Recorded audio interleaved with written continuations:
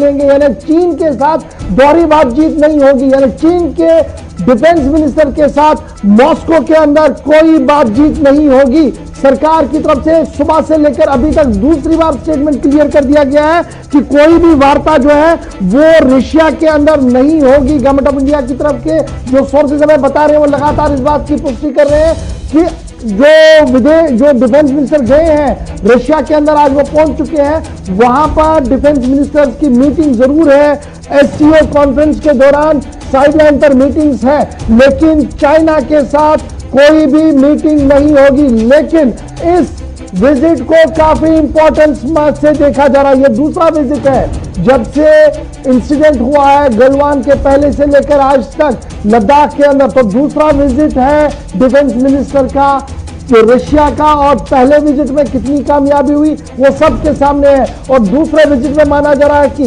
जो बड़े रक्षा सौदे हैं उनको फाइनलाइज जल्दी से करवाने के लिए, जैसे AK-203 राइफल्स अक्टूबर या नवंबर तक हमारे पास कुल यहां इंडिया के अंदर पहुंच जाएंगी, और कितनी 5.5 लाख 6.5 लाख से ज्यादा राइफल्स, और T-90 T-20 टैंक्स के लिए गोला बारूद का भी जखीरा लाना है वहां से, उस पर भी दोबारा बात होगी। और ऐसे जो मिग वाला जहाज है या दूसरे सुखोई है उनको लेकर भी एक डील जो है वो फाइनल की जा रही होगी। सारी चीजें जो है दिसंबर 2020 तक भारत के अंदर आएगी। इसलिए एक तरफ से बातचीत भी है, एक तरफ से क्लियरेंस भी है, और एक तरफ से विदेश मंत्रालय बीजिंग से जो बयान आया है वो भी हमारे सामने है। तो कर्नल शैलेंद्र साहब, अब आप किस तरीके से इसको पूरा एनालिसिस करेंगे? सरकार ने अपना पत्ते खोल दिए कि 1 इंच भी आप आए तो बातचीत खत्म, लेकिन चाइना में आपसे मिलेंगे नहीं, आपके साथ ड्रिल में हिस्सा लेंगे नहीं। लेकिन बीजिंग में जो प्रेस कॉन्फ्रेंस हुई है, जो अभी मेरे सहयोगी बता रहे थे कि अब तो ताइवान और यूएस का नाम भी खींचा जा रहा है इसमें। देखिए, जहां तक ताइवान और अमेरिका का नाम चाइना खींचता है, बड़ी अच्छी बात है। आप चलिए चाइना जाकर अपना यूएस के साथ जो आपको डिसाइड करना है वो करिए।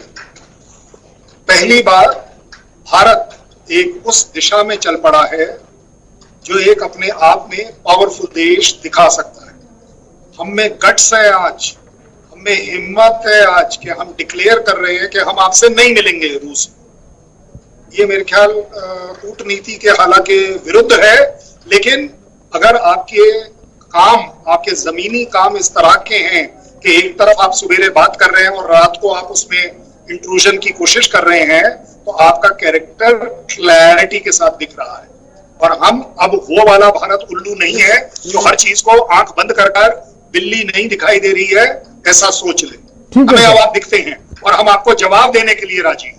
जवाब देने के लिए कर्नल चतुर्वेदी सर कैसे देखें इन सारे स्टेटमेंट्स को, क्योंकि ताइवान के साथ एक और कहानी भी जुड़ रही है। थोड़ी देर में रहमत के पास चलूंगा, लेकिन सबसे पहले आपके पास कर्नल साहब, जोन साहब। ये जो चीन का है, चीन का ये चरित्र वही है कि वो कुछ बोलेंगे, कुछ करेंगे, कुछ के बारे में सोचेंगे, और जहां वो ये कहते हैं कि अमेरिका से है, तो ये तो हर देश का अपना हक होता है। आज एक स्थिति ऐसी बनी हुई है कि दुनिया में हमारी कूटनीति की जीत है कि हमने चीन को एकदम अलग थलग कर दिया। लड़ाई जो होता है, कॉम्प्रिहेंसिव नेशनल पावर का जब एप्लीकेशन होता है, उसमें चारों चीजें होती हैं, पॉलिटिकल, डिप्लोमेटिक, इकोनॉमिक और स्ट्रेटेजिक।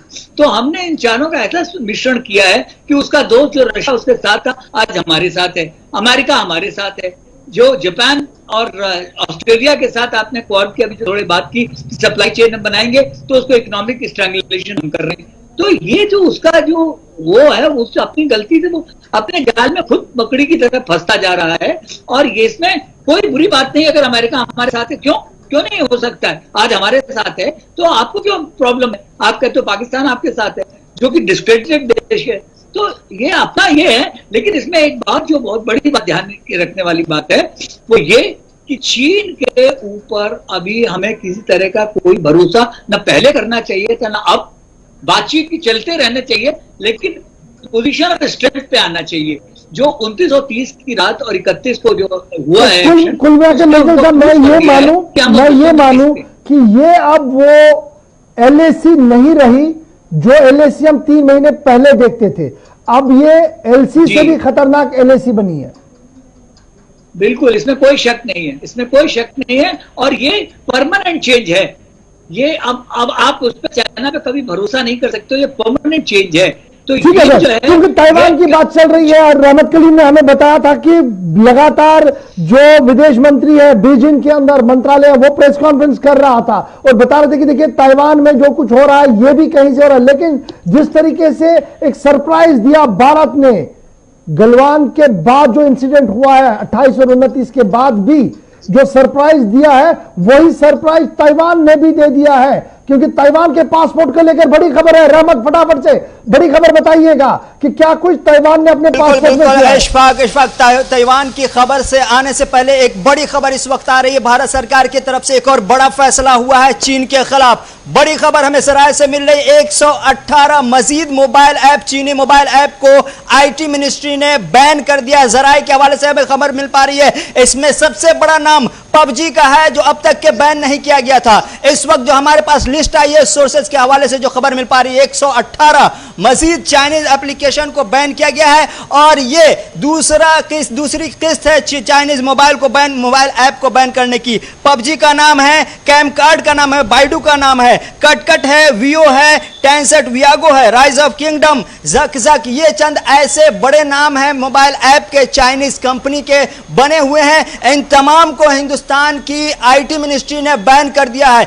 118 बताए जा रहे हैं। हमें बड़ी खबर आप बता रहे हैं कि 118 ऐप्स को ब्लॉक और बंद करने का इंफॉर्मेशन टेक्नोलॉजी मिनिस्ट्री की तरफ से ऑर्डर दे दिया गया। और यह पुष्टि के साथ हम यह खबर बता रहे हैं विद ऑफिशियल कंफर्मेशन कि गवर्नमेंट ने ब्लॉक कर दिए हैं 118 मोबाइल ऐप्स। और उन मोबाइल ऐप्स के अंदर वाली कहानी यह है कि वो डाटा शेयरिंग करते थे। इंडियन डिफेंस सिस्टम के लिए वो खतरा था, इसलिए सिक्योरिटी और पब्लिक ऑर्डर को ध्यान में रखते हुए फिलहाल बैन कर दिए गए हैं। उस बैन लिस्ट में पबजी भी है जो बहुत बड़ी गेम यहां पर मानी जा रही थी, लेकिन पिछले कई हफ्तों से लगातार सर्विलेंस में कुछ चीजें थी और अब उसका असर आ गया। 118 वो ऐप्स जो काफी ज्यादा चलते थे भारत में बैन कर दिए गए हैं। आपका रिएक्शन त्यागी साहब फटाफट से, उसके बाद दोबारा रहमत के पास भी आऊंगा। त्यागी साहब। जी हाँ, ये बहुत अच्छा एक्शन हुआ। और इतना ही नहीं, कल एक वर्चुअल कॉन्फ्रेंस हुई जापान में, ऑस्ट्रेलिया में और इंडिया में। और इंडिया की तरफ से पीयूष गोयल और जापान ने ये प्रस्ताव रखा कि हम इंडो पैसिफिक में अपनी सप्लाई चेन को रेजिलिएंट करेंगे। अब ये रेजिलिएंट करने का मतलब ये है कि चीन को बाईपास करेंगे, उसको सप्लाई चेन से अलग करेंगे। ये तो यहाँ हुआ। और उधर अमेरिका में एक दूसरा, वहां के जो डिप्टी मिनिस्टर हैं बिदन, उन्होंने ये कहा कि हमसे 2 दशक पहले गलती हो गई कि हमने चाइना को वर्ल्ड ट्रेड ऑर्गेनाइजेशन का रास्ता दिखा दिया। अब हम चाइना जो टेक्नोलॉजी की चोरी कर रहा है, जो दूसरे देशों की जमीन छीन रहा है, मैं आऊंगा आपके पास चतुर्वेदी सर। एक और बड़ी खबर भी डेवलप हो रही है कि फ्रांस का भी बयान आया, वो जरा रहमत देख लीजिएगा। फ्रांस का बयान आया यूएनएससी के लिए, मैं आऊंगा आपके पास, लेकिन उससे पहले आपके पास चतुर्वेदी सर, ये जो ताइवान ने एक सरप्राइज एलिमेंट दिया कि उन्होंने ताइवान के पासपोर्ट से चाइना का नाम हटा दिया, रिपब्लिक ऑफ चाइना हटा दिया,